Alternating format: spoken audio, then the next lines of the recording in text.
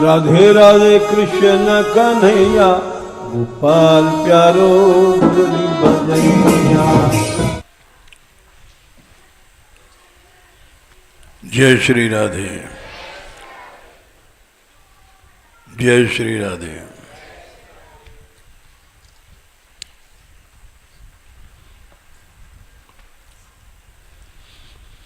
प्रसंग चल रहा है इन दिनों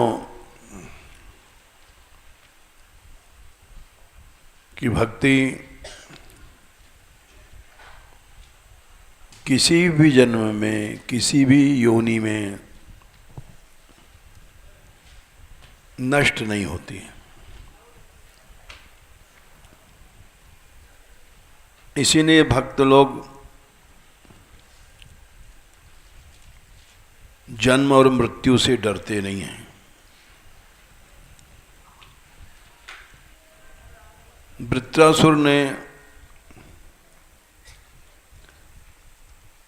इसीलिए मृत्यु से भय नहीं किया,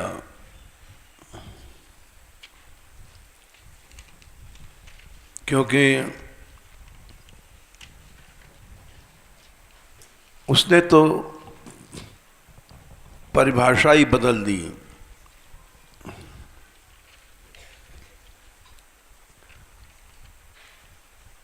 उसने जो लोग मुक्ति मांगते थे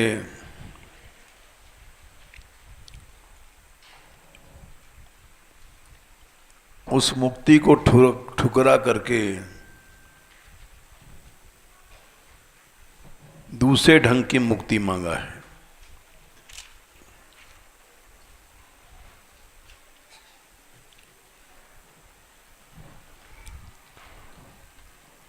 और उसी की स्तुति के आधार पर पुष्टि मार्गी आचार्यों ने धर्म, अर्थ, काम, मोक्ष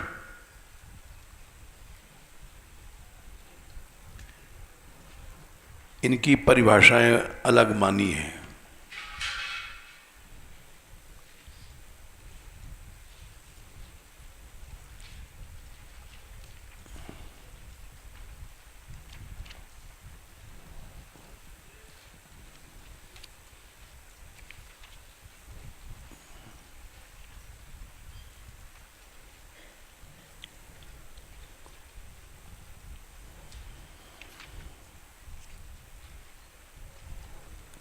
यहां तक कि भक्ति के प्रताप से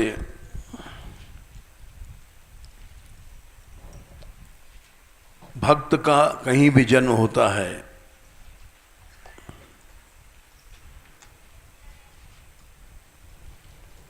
तो उसको कोई कष्ट नहीं होता, न जन्म का न मरने का।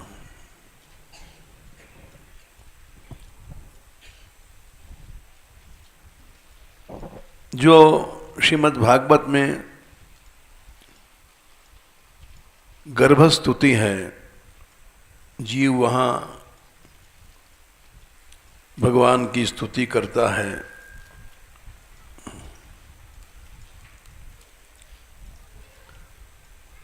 और उस स्तुति के बाद फिर गर्भ से बाहर आता है।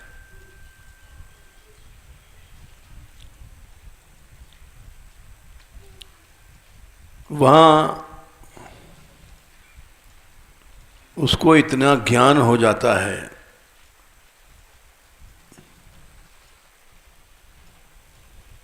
कि अनेक जन्मों की स्मृतियां उसको आती हैं।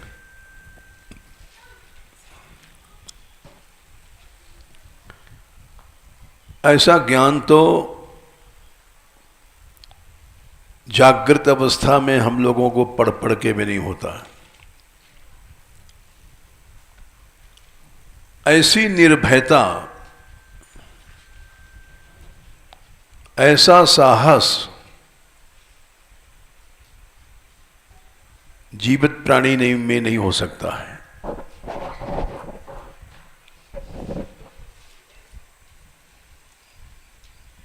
और गर्भ के बीच पड़ा हुआ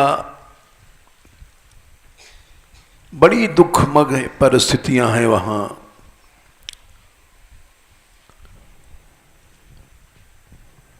हजारों कीड़े खा रहे हैं, सांस नहीं ले सकता, गर्भवात अतित्रास अधोमुख तहां न मेरी सुध बिसरी, तुम प्रभु मोसो बहुत करी। अधोमुख सिर नीचे टंगा है मलमूत्र में गड़ा, गर्भवास अतित्रास, उसमें भी त्रास है, हजारों कीड़े खा रहे हैं। तहां न मेरी सुध बिसरी, तुम प्रभु मोसो बहुत करी। और आग जल रही है पास में। पावक जठर जरन नई दीनों,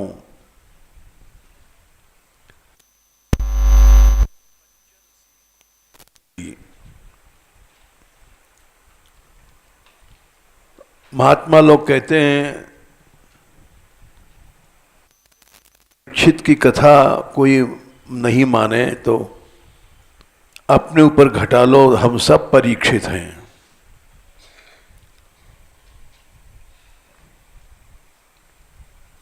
सूरदास जी लिखते हैं क्योंकि तो ब्रह्म अस्त्र की आग थी, आगे जो जठराग्नि है, पेट की आग, वो हर समय जलती रहती है।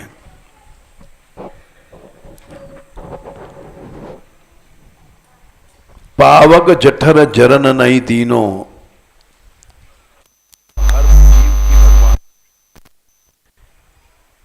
हर जीव परीक्षित है। यदि कोई नास्तिक व्यक्ति उस परीक्षित वाली घटना को नहीं मानता है तो प्रत्यक्षे किम प्रमाणम, प्रत्यक्ष में कोई प्रमाण की आवश्यकता नहीं।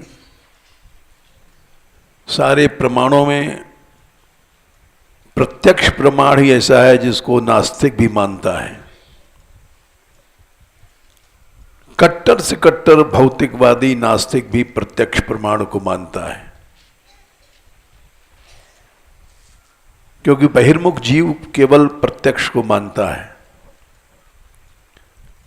और उपनिषदों में परोक्षवाद कहा गया,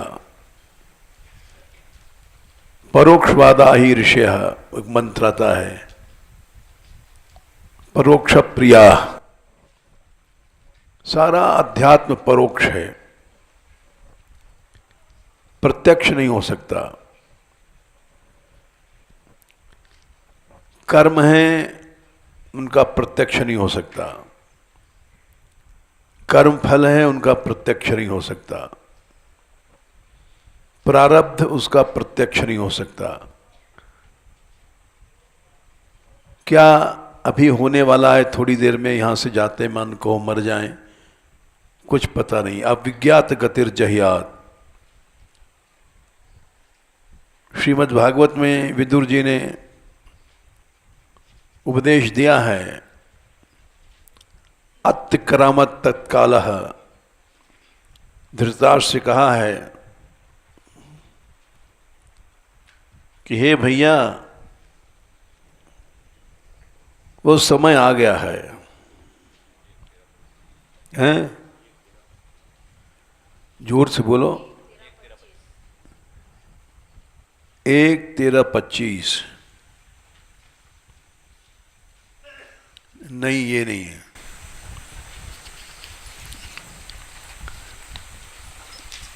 ये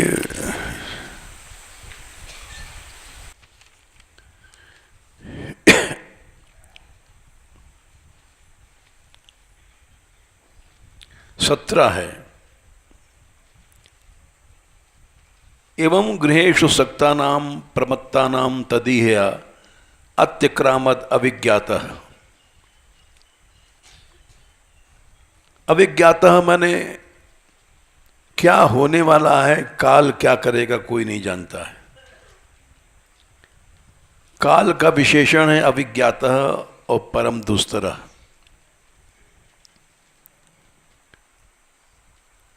कुछ साल पहले एक बारात जा रही थी बरसाने से, और पलसों के पास जब पहुंची तो एक आंधी आई, उसमें एक पेड़ का डुग्गा टूटा बड़ा, और बस वाले सब खत्म हो गए उस डुग्गे के टूटने। कहाँ तो बारात जा रही थी, कहाँ सब मर गए।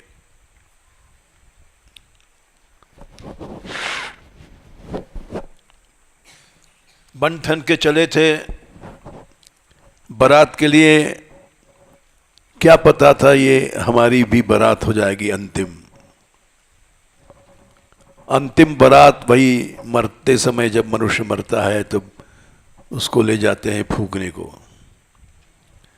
वो आखिरी बारात होती है। तो अविज्ञात है काल, क्या होने वाला है कुछ पता नहीं। और विदुर जी बोले कि परम दुस्तर है, उससे पार कोई नहीं पा सकता।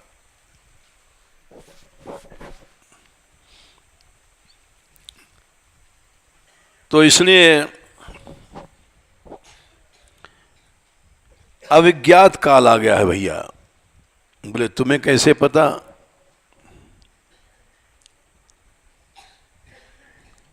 यही तो भक्तों की शक्ति होती है। और उन्होंने भी कहा कि सारे लोगों को, हम लोगों का काल आ गया है।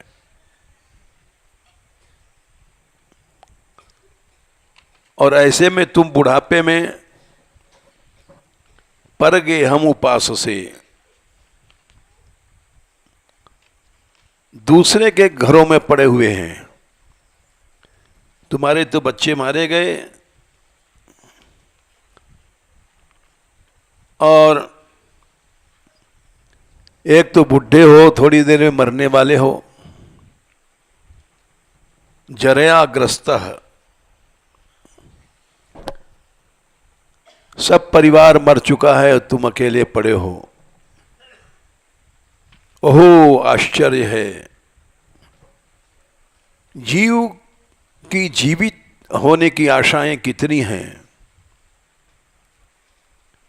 सब बच्चे सामने पैदा हुए थे, मर के चले गए। जीव जिनका साथ करता है छोड़ छोड़ के चले जाते हैं। अहानि अहानि भूतानि गच्छन्ति यम मंदिरम, युधिष्ठिर ने कहा था यक्ष से, शेषा स्थातुम इच्छन्ति किम आश्चर्य मतो परम। रोज कोई न कोई मर रहा है।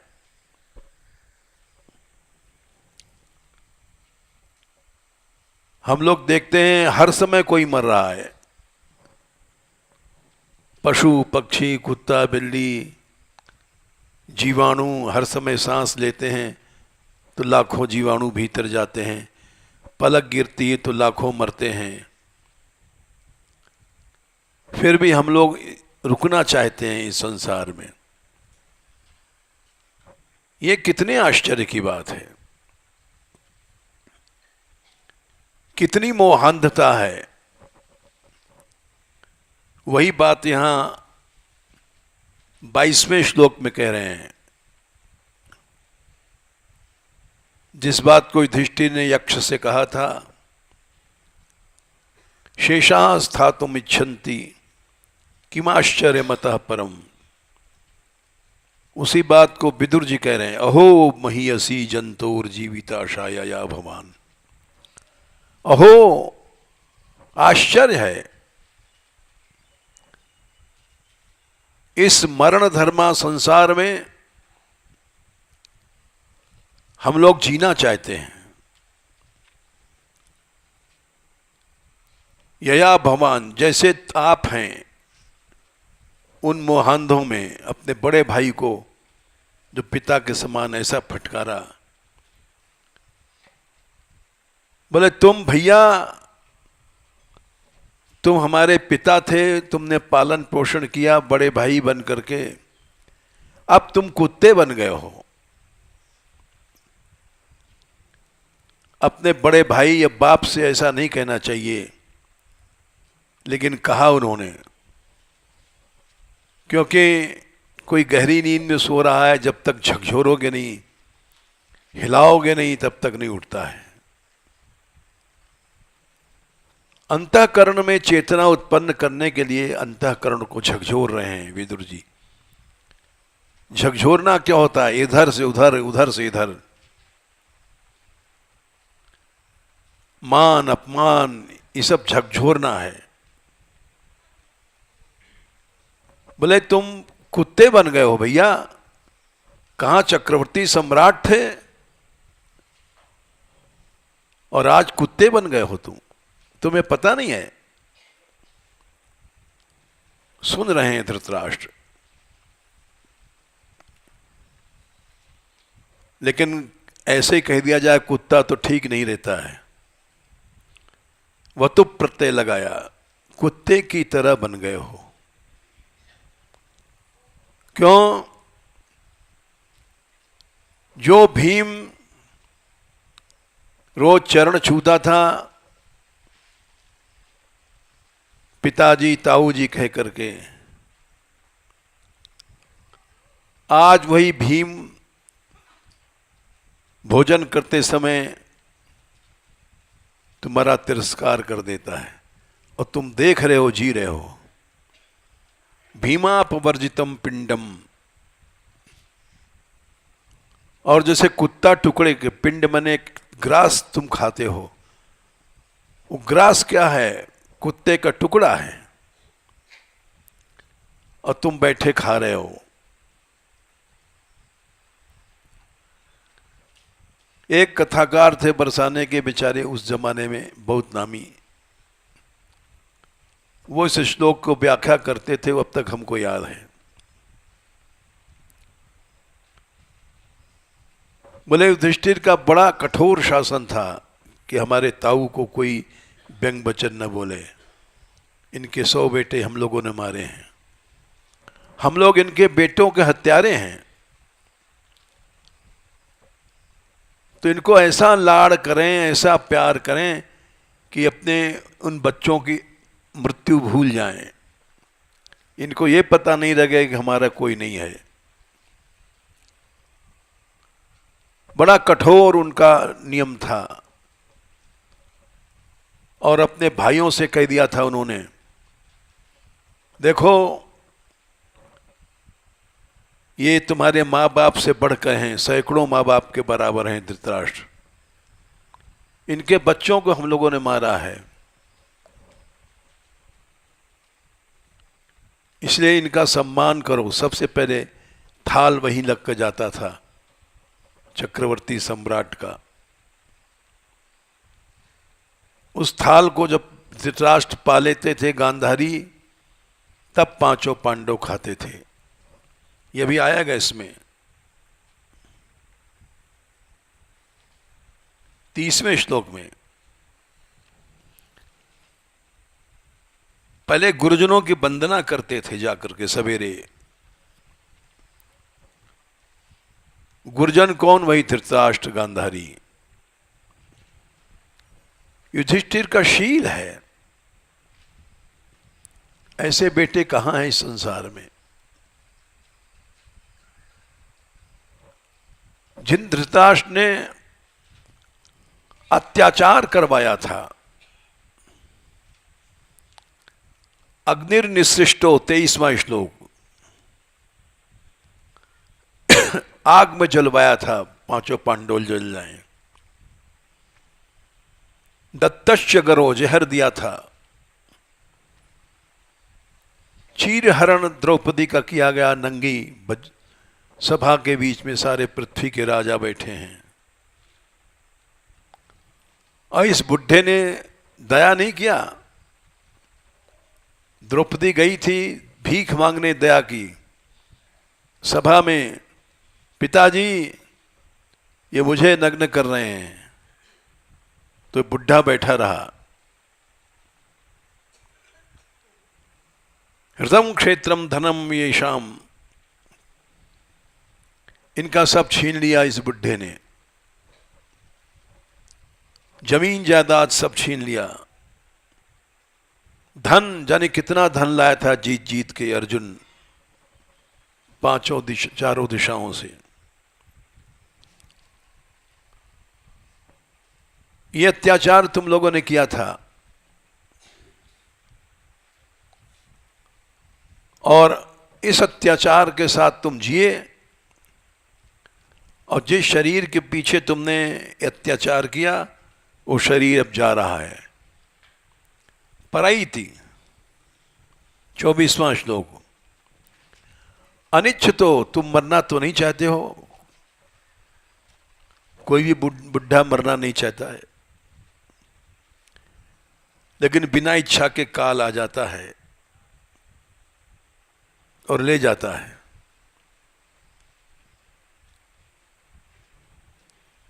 तो इतनी कठोर शासन में भी भीम को सब बातें याद थी। वो देखते थे जिस समय कोई न हो, कोई न कोई परोस के लिए नकुल दौड़ा, अर्जुन दौड़े, सहदेव दौड़े, अरे ताऊ जी खीर खत्म हो गई, खीर और ले लो, लाओ नकुल दौड़ करके। तो दौड़ के लाते थे, ये चटनी थोड़ी और चाख लीजिए। उस समय भीम मौका देखते थे, एक क्षण को मौका मिल जाए। जैसे ही मौका मिलता था देखते कोई अर्जुन नहीं है, नकुल नहीं है, सहदेव नहीं है, वैसे ही व्यंग वचन बोल देते। ताऊ जी ये लड्डू क्या कौरों ने भी खिलाया था आपके बच्चों ने? यानी कोई न कोई सी बात कह देते थे। ताऊ जी ये खीर उसी ने बनाई है द्रौपदी ने जिसका आपने आदेश दिया था नग्न होने का। सभा के बीच में द्रौपदी दया मांगने गई थी, आपने सुना नहीं था, और आप खीर उसी की बनाई खा रहे हैं। वो उन्होंने कथा कहा था, आज तक हमको याद है।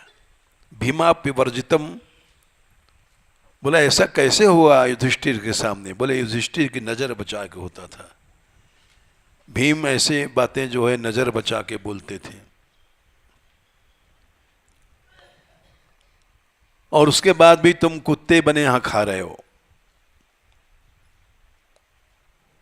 दूसरों के घर में पड़े हो, पर गए हम उपास से। कुत्ता भी होता है, अपने दरवाजे पड़ा रहता है।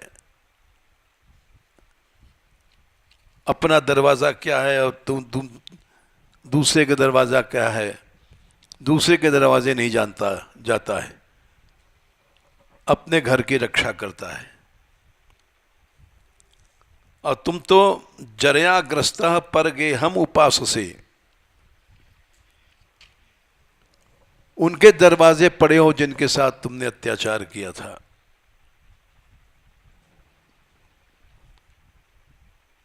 तो उन्होंने फिर भी धृतराष्ट्र के कल्याण के लिए उन्होंने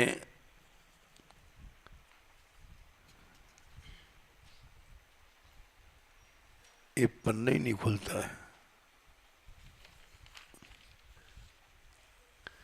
14वां श्लोक में विदुर जी जानबूझकर रहे वहां कुछ दिन तक। भ्रातुर ज्येष्ठस्य श्रेयस्कृत, अपने बड़े भाई का कल्याण करने के लिए, जिस बड़े भाई ने निकाल दिया था विदुर जी को, उनके सामने उनके बेटों ने कहा था इसको निकाल दो, निर्वासिताम आशु पुराच्छसाना, जिंदावस्था में इसको निकाल दो, नहीं तो मैं मार डालूंगा। ये इसका भाव ये हुआ। धृतराष्ट्र के सामने वो उन्होंने सारा राज चिन्ह, अपना मंत्रीपन का तलवार वगैरह पाग पगड़ा उतार के रखा और चले गए। और धृतराष्ट्र ने रोका नहीं, बैठे देखते रहे हो। एक शत्रु की तरह धृतराष्ट्र ने ये सब किया और उसी का कल्याण करने के लिए विदुर जी भ्रातुर्ज्येष्ठस्य श्रेयस्कृत,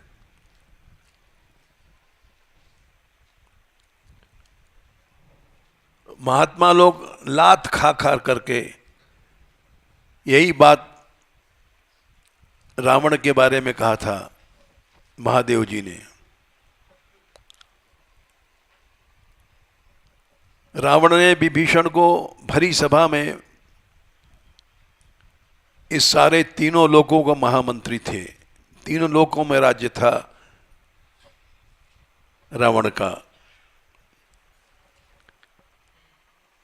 यहां ही नहीं, पृथ्वी लोक नहीं, स्वर्ग लोक, सब लोक लोकांतर जीत लिए थे। और उसकी राजधानी थी लंका। उस लंका में बीच दरबार में रावण ने अस कही कीने से चरण प्रहारा, अनुज गहे पद बारंबारा। बारंबार मने एक लात नहीं, लातों लात मारा, जाने कितने लात मारे। और विभीषण पिट पिट करके यही कहते रहे, राम भजे हितनाथ तुम्हारा। यही कहते रहे कि तुम पितु सरिस भले मोई मारा। तुम बड़े भाई हो, बड़ा भाई पिता के समान होता है, तुमने अच्छा किया हमें मारा।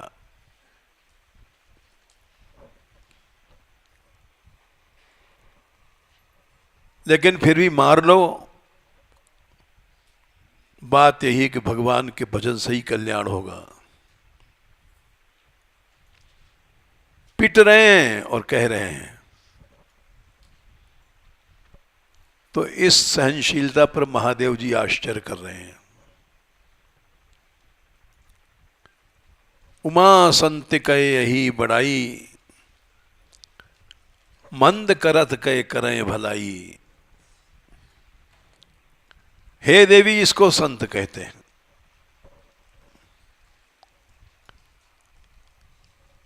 हम जैसे लोग कपड़ा बदलने से संत कैसे बन जाएंगे?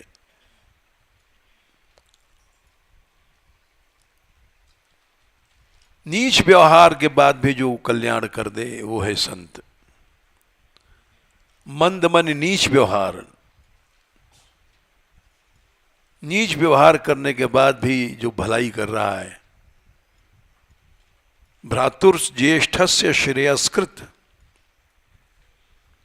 इसको भागवत जी कहते हैं। ये विदुर की महिमा लिखी है। विदुर जानबूझ कर रहे वहां पर कुछ दिन तक। कंचित कालम अथावासीत, बोले क्या लड्डू पेड़ा के लिए रहे, 56 भोग खाने के लिए? नहीं नहीं नहीं, विदुर जैसा त्यागी तो कोई आज तक हुआ नहीं।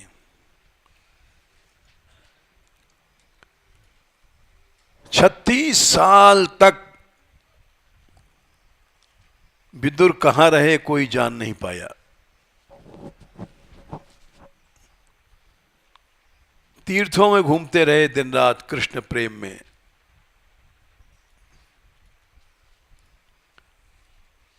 भगवान के विरह में, और कैसे कैसे रहे जीवनी लिखी है वहां पर उनके आगे। जिस तीर्थ में जाते थे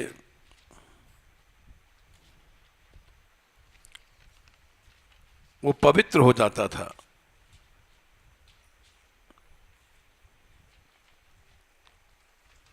नौवें श्लोक में 13/9 में युधिष्ठिर ने पूछा है,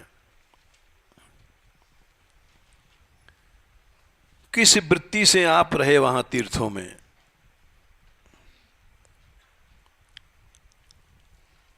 और भूमंडल पर घूमते रहे, मुख्य मुख्य क्षेत्रों में, तीर्थों में,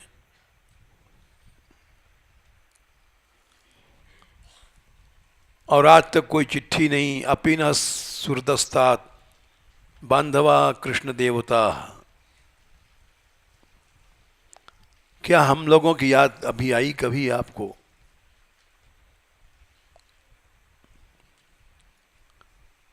इतने बड़े विरक्त थे, 36 साल तक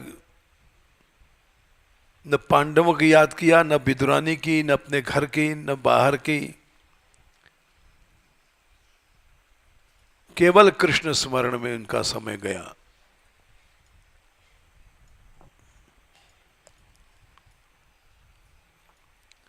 वृंदावन में निवास करने की यही प्रक्रिया लिखी है शतककार ने।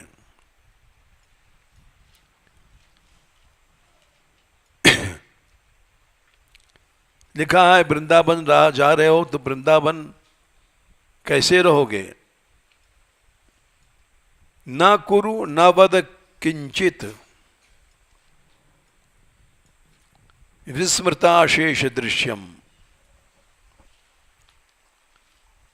किसी से बोलना नहीं, कुछ करना नहीं। बोलोगे तो माया लिपट जाएगी। ज्ञानेंद्रियां, कर्मेंद्रियां, ये सब संसार की ओर जा रही हैं। इनका उपयोग बंद कर देना, ब्रजवास इसको कहते हैं। विस्मृताशेष दृश्यम, पिछली सब बात भूल जाना। हम किस गांव के थे, कौन बेटा था, कौन बेटी थी, कौन हमारी बहू थी, क्या हमारी संपत्ति थी। जैसे गोपियां भूल गई थी अपना घर।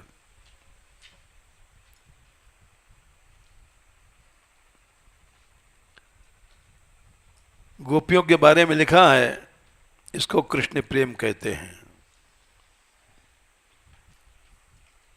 कि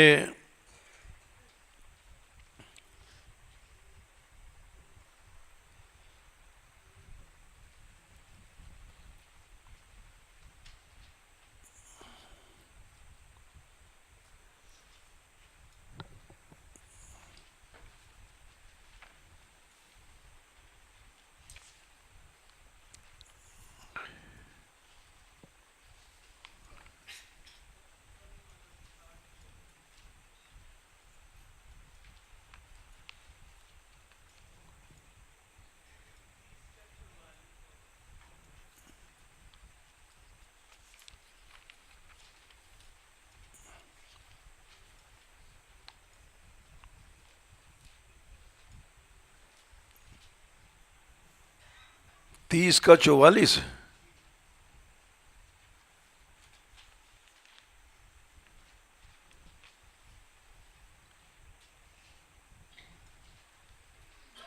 हाँ, तन मनस्कास्तदालापास तद विचेष्टास्तदात्मिका तद गुणानेव गायन्त्यो नात्मा गाराणी सस्मरु।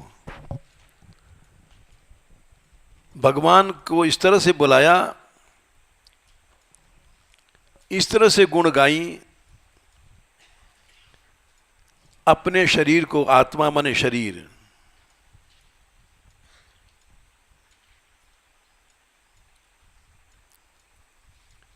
मैं कौन हूं, मेरा क्या नाम है। अगार मने अपने घर की याद भूल गई कि हम किस गांव के हैं। हम लोग तो याद रखते हैं और चिट्ठियां आती हैं। हम जब यहाँ ब्रज में रहने आए थे तो बहुत सी चिट्ठियां पड़ी थीं। तो हमारे गुरुदेव यहाँ टहलने आते थे रोज। उन्होंने देखा हमारे टेबल पर कुछ चिट्ठियां थीं। बोले तुम ऐसे ब्रजवास कैसे करोगे?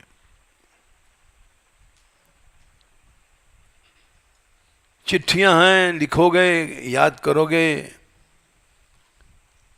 जैसे मोबाइल चल गया चिट्ठियों के बाद, बाप, हाँ क्या हाल है, माताजी को दस्त हो रहा है, लूज मोशन है, तो कोई दवा नहीं दे रहे हो। अब वो लूज मोशन याद आ रहा है कि तुमको भगवान याद आ रहा है। इसको ब्रजवास नहीं कहते हैं।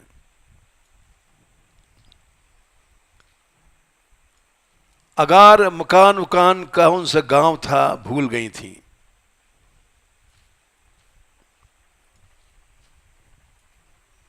इसी तरह से तीर्थ यात्रा किया विदुर जी ने।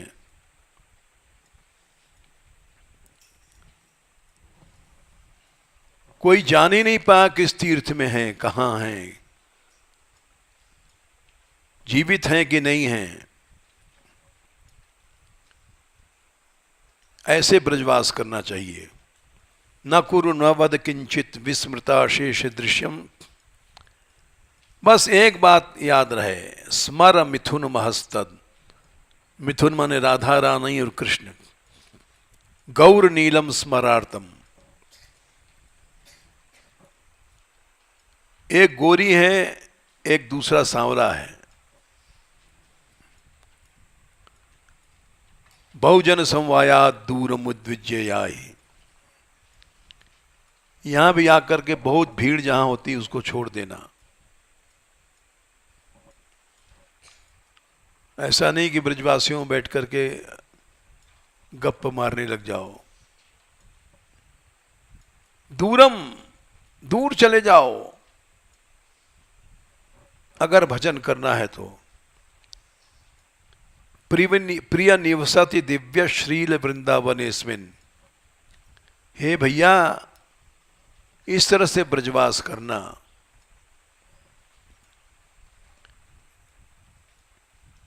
और इसको ब्रजवास कहते हैं।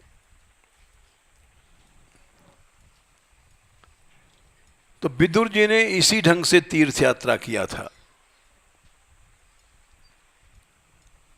36 साल तक न उनको अपने घर की विदुरानी की याद आई,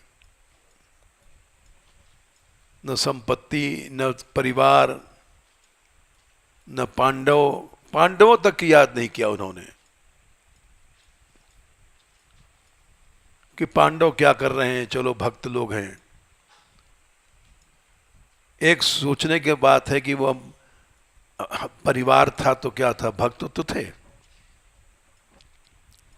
नहीं, वो अलग है। ऐसा जीवन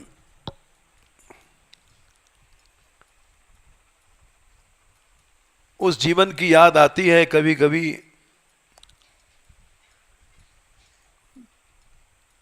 कभी थोड़े दिन ऐसा जीवन रहा, श्री जी ने कृपा किया था हमारा। जब निकले थे चित्रकूट के जंगलों में, घूमते थे अकेले। ये अलग सुख है। अविज्ञात गति से रह रहे हैं, कोई पूछने वाला नहीं मर रहे हैं कि जी रहे हैं, पानी देने वाला नहीं है।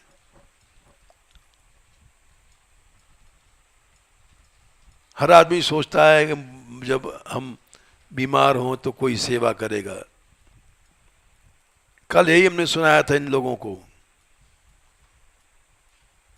कि देखो, अविज्ञात गति से शरीर छोड़ना चाहिए, अविज्ञात गति से रहना चाहिए। सच्ची शरणागति भगवान की ही होती है।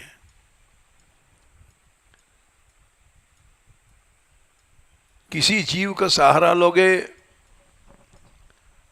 जीवाश्रय होगा। अंतिम समय में उसी की याद में मरोगे और फिर वहीं जन्म होगा। 84 का चक्कर चलता रहेगा।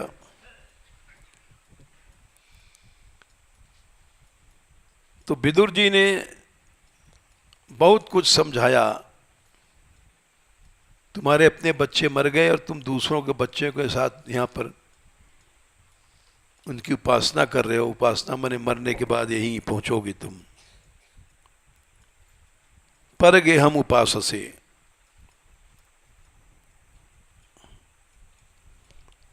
जबकि आत्मा च जरयाग्रस्त,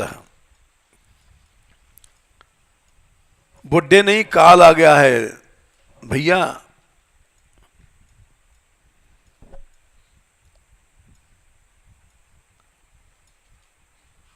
और अत्याक्रम तत्काल, वो समय आ गया है जिसका कोई उपाय नहीं है।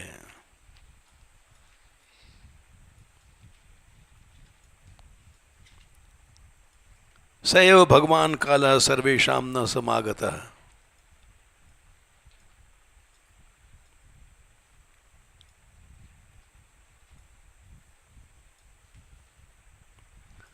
अत्याक्रमद अभिज्ञातः कालः 17। काल सदा अभिज्ञात रहता है। किसी को सृष्टि में पता नहीं थोड़ी देर बाद क्या होगा। काल को यहां अभिज्ञात कहा गया। काल बता कर नहीं आता है। जा रहे हैं रास्ते में बिच्छू ने डंक मार दिया, क्या पता था कि बिच्छू खा जाएगा। काल बड़ा विचित्र शब्द है, विदुर जी ने कहा। अभिज्ञात रहता है, बिना बताए आता है। जा रहे हैं, एक्सीडेंट हो गया, मर गए। बारात में जा रहे थे, बन ठन के निकले थे सब लोग घर से। वो अभिज्ञात काल आ गया है और तुम दूसरों के दरवाजे पड़े हो।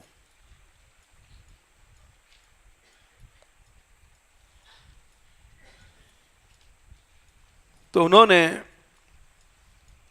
वहां निवास किया, इसीलिए निवास किया था बड़े भाई का श्रेयस्कृत कल्याण करने के लिए।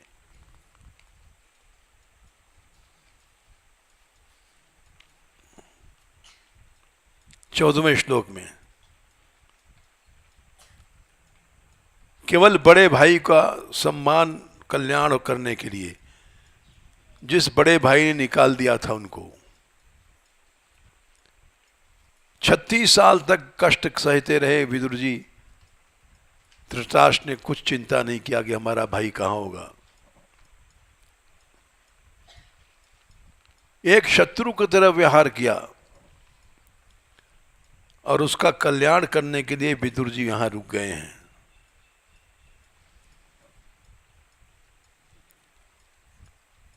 छत्तीस साल तक उन्होंने कष्ट उठाए।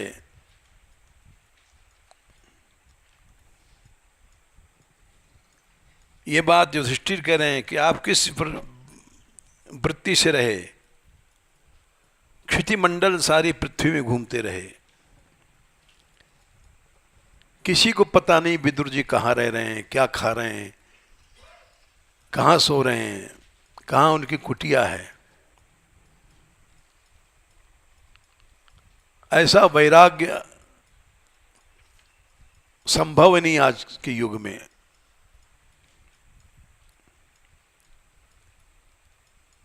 असंभव है।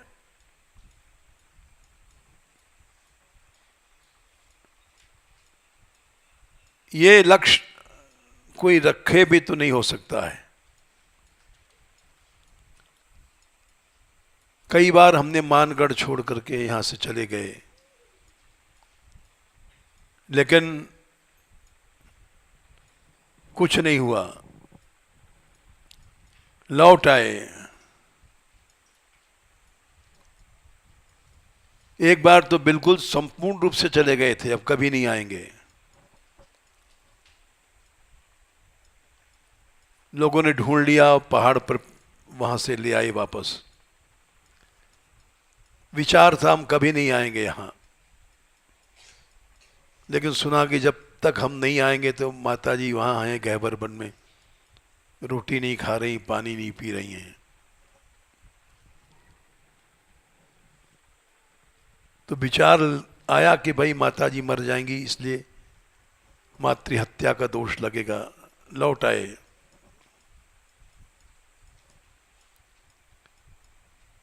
लेकिन लौटने के बाद वो तड़फ बनी रही। वो जीवन अलग है,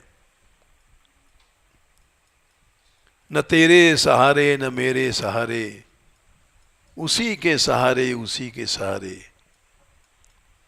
मेरी कश्तिये उम्र का पूछना ही क्या, चली जा रही है किनारे किनारे। किसी का सहारा न लिया जाए।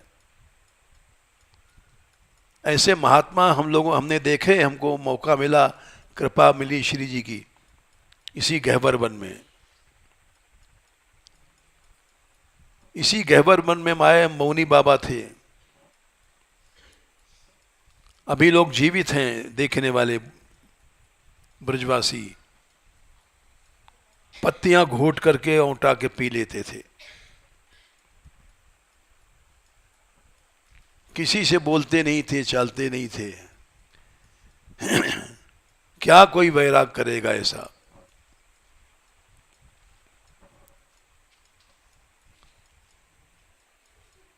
और किसी से उन्होंने सेवा नहीं लिया। हमारी माताजी गई थी कि बाबा तुम यहाँ छत चू रही है, एक टूटी सी कोठरी थी उसमें पड़े रहते हो, तो छत हम मरम्मत करा दें। हाथ जोड़ दिया उन्होंने, तुरंत चली आई। इसलिए नहीं चली आई क्योंकि बाबा के पास कोई जा नहीं सकता था, जाता तो अपना सिर कूटते थे। उनके पास कोई बैठ नहीं सकता था। हाथ जोड़ दिया तो चुपचाप चली आई कि ठीक नहीं है बैठना, क्योंकि फिर अपना सिर कूटेंगे। इसी गैबर में पंडित हरिश्चंद्र जी महाराज हुए हैं, जिनका नियम था कि हमारे पास कोई नहीं रहेगा। हम गए थे उनके पास कि हम आपकी कोई सेवा कर दें। बोले नहीं, मेरा नियम है कि मैं अकेले ही सोता हूं।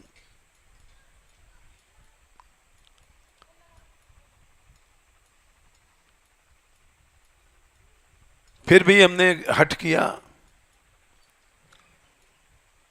कि आप बुढ़े बहुत थे, उनको संग्रहणी थी, दस्त था, रात में 6-6 बार उठ के सो जाते थे। दवा नहीं, दारू नहीं, संसार से उपराम महात्मा। हम लोग तो दवा खाते हैं और आश्रय लेते हैं जीवों का, कोई न कोई सेवा करता रहता है। उन्होंने बहुत कृपा करके बोले कि अच्छा तुम अगर सोना चाहते हो यहाँ। हमने कहा आप, सीढ़ी है उनके भीतर उतरने की, इससे कभी गिर जाओगे तो कौन उठाएगा, तो हमारे कमरे में नहीं सो, नीचे सो जाओ। नीचे 2 सर्प रहते थे, बड़ी समस्या थी, वो बड़े भयंकर थे, बड़े बड़े। एक तखत वहां डाल दिया गया था, वो तखत पर हम सोते थे। वो नीचे फांव फांव करते थे रात भर, लेकिन अपने कमरे में नहीं सोने दिया।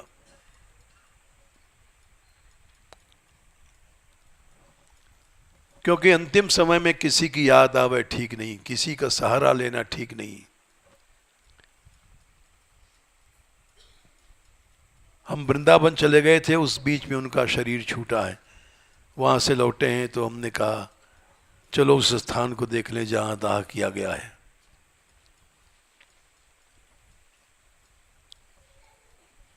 वहां जाकर के रोया करते थे रात में। बचपन में हमारे पिताजी मरे थे तब तो हम नहीं रोए, पंडित जी के लिए रोया करते थे।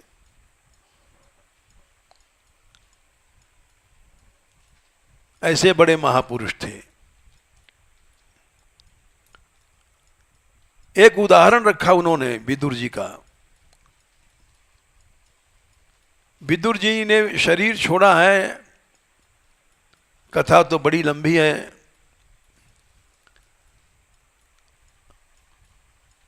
वो महाभारत में आया है, उनको ढूंढने के लिए युधिष्ठिर वगैरह गए थे।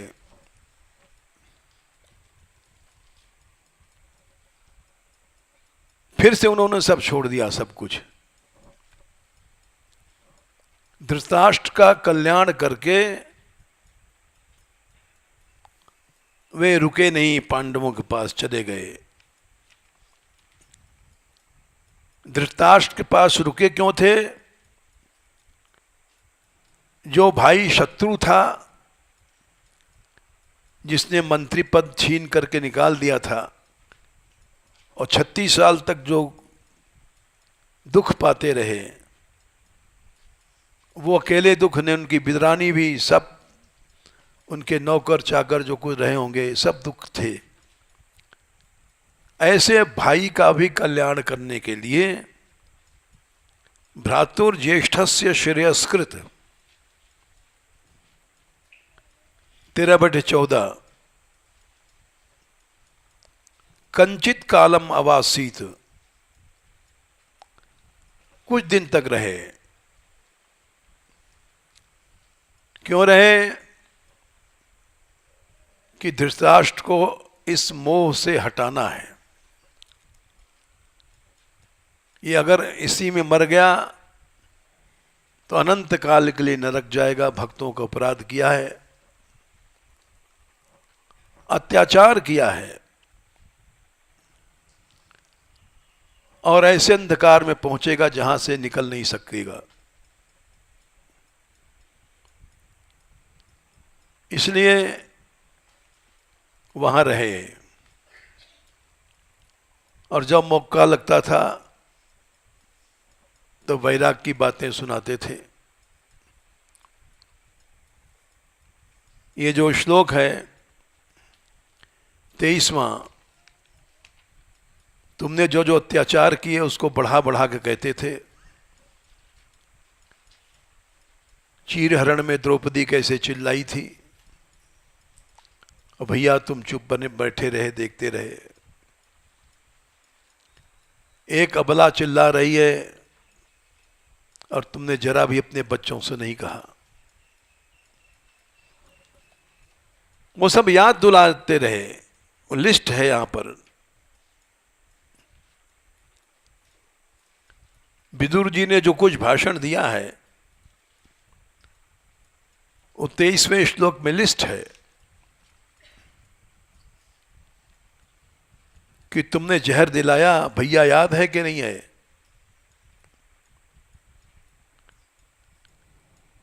लाक्षागृह में आग लगाया था, याद है कि नहीं है?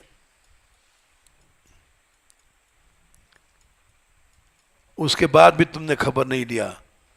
तुम खुश भय कि 5 जल गए आग में। सालों तक यही धोखा रहा, तो अचानक प्रकट हो गए।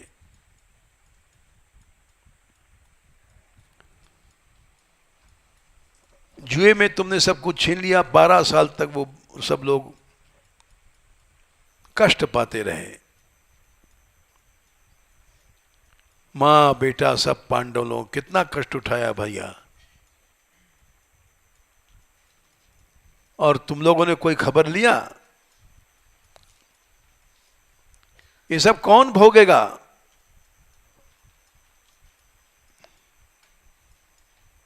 तब जाकर के धृतराष्ट्र की चेतना लौटी थी। जब तक उनकी चेतना नहीं लौटी, विदुर बने रहे वहां। रोज यही सब समझाते थे। अब तुम्हारे कहां गए 100 बेटे? तुम अकेले अब जाने वाले हो। कोई है यहां तुम्हारे पास सेवा करने वाला तुम्हारे बच्चों में?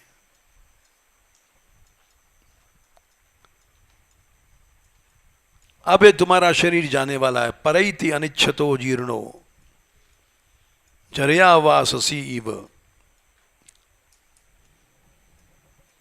रोज समझाते थे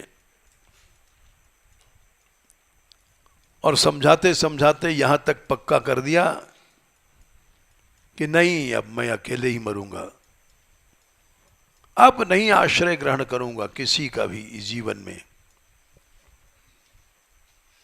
सोच लिया उन्होंने, पांडवों का भी आश्रय नहीं लूंगा। ठोक ठोक करके इतना पक्का कर दिया, जियो तो भगवान के सहारे जियो, मरो तो भगवान के सहारे मरो। गतस्वार्थमिमं देहम विरक्तो मुक्त बंधना, अविज्ञात गतिर्जया सवै धीर उदारत। भैया धीर बनो, जाओ वहां शरीर छोड़ो जहां अविज्ञात गति, कोई जान भी ना पावे कि कौन मर गया।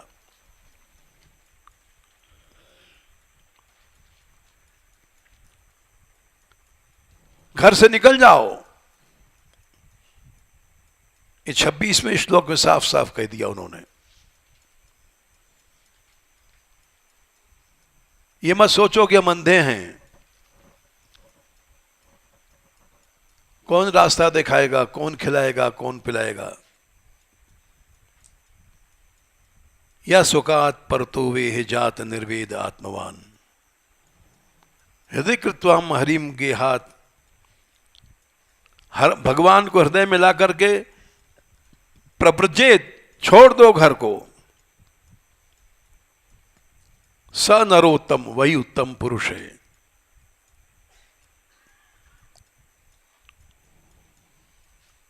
प्रश्न हुआ कहां जाएं विदुर, क्यों बातचीत करते, काफी दिन रहे वहां, जो कुछ 10 दिन 20 दिन, पता नहीं, महीना 2 महीना, जब तक उसको निकाल नहीं दिया वहां से धृतराष्ट्र को, तब तक रहे।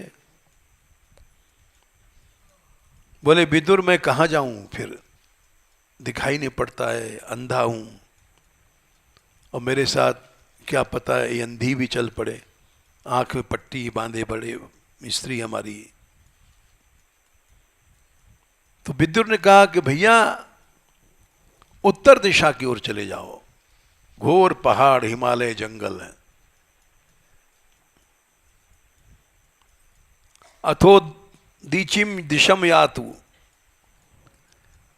लेकिन ऐसे जाओ स्वैरज्ञात गतिर भवान, कोई जान न पावे। स्वई माने जो तुम्हारा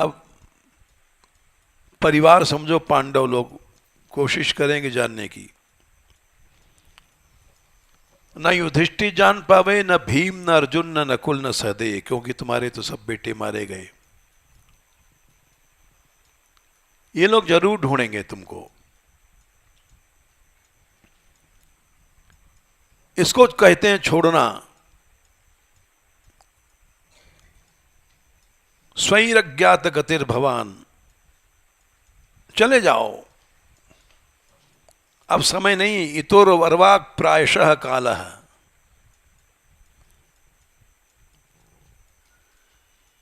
इससे आगे जो काल आया है,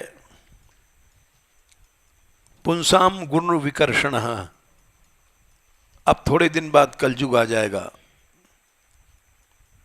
जिसमें कहीं भी गुण नहीं दिखाई पड़ेगा, न किसी में ईमानदारी, न सच्चाई, न कृतज्ञता। सब संसार बेईमान है, धूर्त है, कृतघ्न है।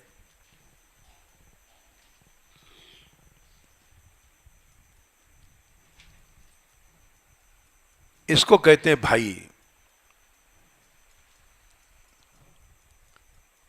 और उनका लक्ष्य पूरा हुआ। एवं राजा विदुरेण अनुजेन, अनुज छोटा भाई था विदुर, प्रज्ञा चक्षु, बुद्धि जिसकी आंख है, अन्य आंख तो है ही नहीं है, बोधित उसको ज्ञान करा दिया। छित्वा स्वेषु स्वेषु स्नेह पाशांदर डिम्नो, आजमीढ़ उनका वंश का है, अजमीढ़ वंश में है इसलिए आजमीढ़ हैं।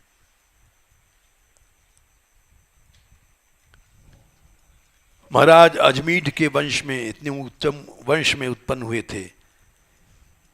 यानी प्रश्न आया कि एकदम से ज्ञान कैसे हो गया? नहीं, वंश भी उनका अच्छा था। स्नेह को, बंधनों को तोड़ दिया। युधिष्ठिर की आज्ञा थी कि ऐसा प्रेम करो कि 100 बेटे इनके मारे गए हैं उस दुख को भूल जाएं। हर समय सब चारों भाई ताऊ जी ये ले लो, ये ले लो, या ताई जी ऐसा प्रेम करते थे कि वो अपने बच्चे, सगे बच्चों को भूल गए और पांडवों में प्रेम फंस गया। हम जैसे लोग घर छोड़ के आते हैं, फिर यहाँ कहीं न कहीं चेला चेली मन फंसा देते हैं।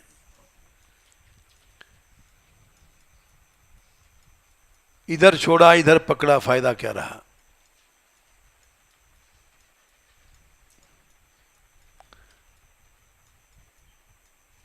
तो इसलिए पांडवों का जो स्नेह था वो काट डाला उन्होंने। दृढ़ प्रेम का स्नेह पाश था, बहुत ज्यादा। हर समय धृतराष्ट्र के चरणों में पड़े रहते थे युधिष्ठिर। अभी आएगा 30वें श्लोक में कि जब चले गए हैं तो बड़े अजात शत्रु रोए हैं।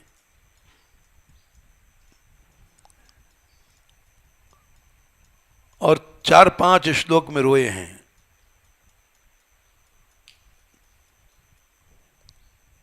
इतना ज्यादा प्रेम था उनका।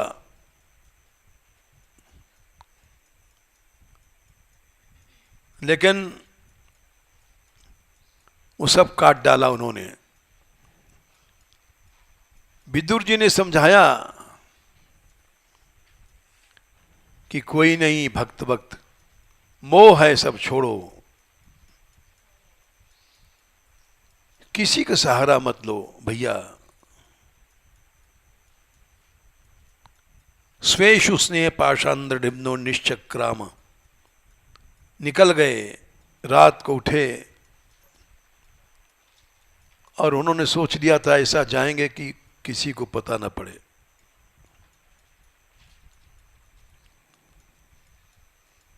रात को ही निकल गए। जब अंधेरे में जा रहे थे, उठे थे, तो गांधारी को शक हो गया था कि ये अब चले जाएंगे हमें छोड़ करके। जागती रहती थी और जैसे अपने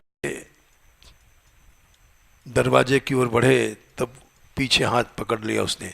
कहाँ जा रहे हो? बोलो मत, मैं भी तुम्हारे साथ चलूंगी। चुपचाप चली आओ, बोलो मत, किसी को बताना नहीं है। गुप्त द्वार जो था उसका उन्होंने सब अंदाज लगा लिया था। गुप्त द्वार से पीछे से निकल गए और लठिया टेकते टेकते जाने कहाँ चले गए। ये सब सिखा दिया था विदुर ने। ये दरवाजा है, इससे निकलना है, ये इससे रास्ता जंगल को जाएगा। फिर जंगल में जाने बाद पता नहीं पड़ता कौन कहाँ गया है। तो ये हम सुना रहे थे। समय तो हो गया, लेकिन अभी 2 मिनट और कहेंगे।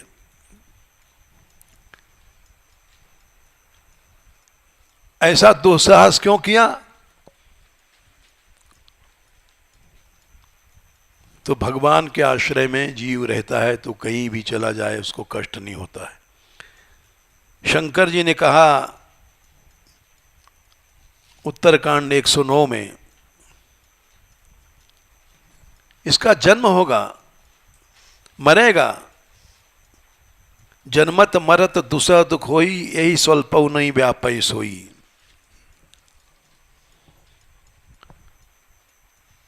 कौनो जन्म मिटे नहीं ज्ञाना, भगवान के शरण में रहने में।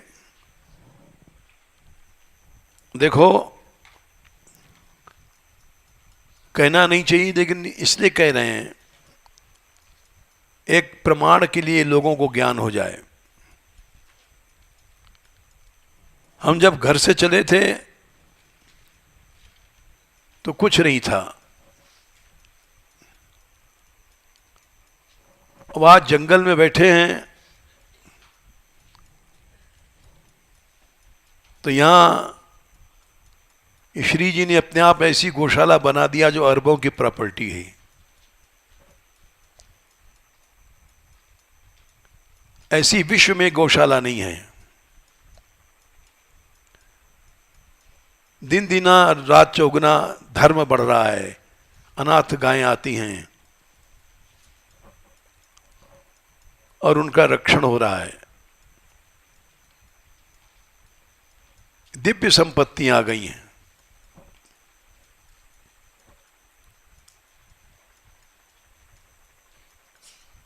ऐसा वैभव मिलता है भगवान के आश्रय में,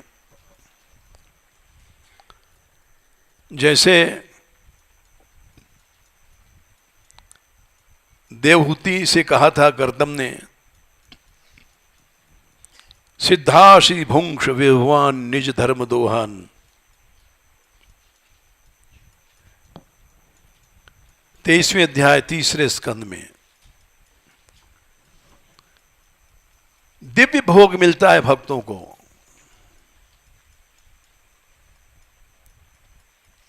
निज धर्म दोहान, तुम्हारे निजी धर्मों का फल है,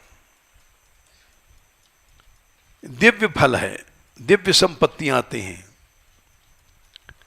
नरैर दुरधिगमान, मनुष्यों को यह संपत्ति नहीं मिलती है। करोड़पति होगा उसको भी अब यह संपत्ति नहीं मिलेगी। नृप विक्रिया भी, उसको भी भय रहता है कोई दूसरा राजा न हमला कर दे। टैक्स है, राज टैक्स है, बड़े बड़े झगड़े होते हैं। नृप विक्रिया, राजा है फिर भी उसको चिंता रहती है खर्च कहाँ से चलेगा। और जो भगवत भक्त हैं उनको कुछ नहीं रहता, न चिंता है, न कमाना है, न धमाना है। ये दिव्य भोग है, ये भगवान के आश्रित रहने पर ही मिलता है। और इसकी और बातें कल बताएंगे। जय श्री राधे, जय श्री राधे।